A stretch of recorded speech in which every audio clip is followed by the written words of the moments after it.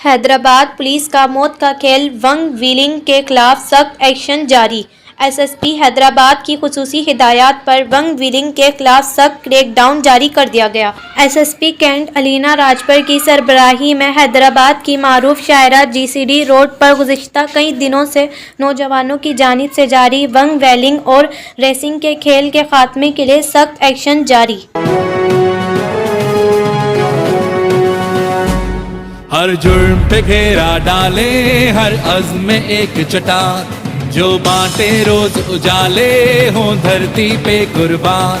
हर जुर्म पे घेरा डाले, हर अज़्म में एक चट्टान, जो बांटे रोज उजाले हो धरती पे कुर्बान। ये लोग हैं हिम्मत वाले, हम सबके हैं रखवाले।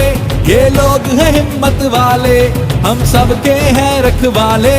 ऐ जान मुझे पहचान, मैं तो हूँ तेरा मान। मान मान हाँ मान। ये है आज की पुलिस, ये है नए दौर की पुलिस।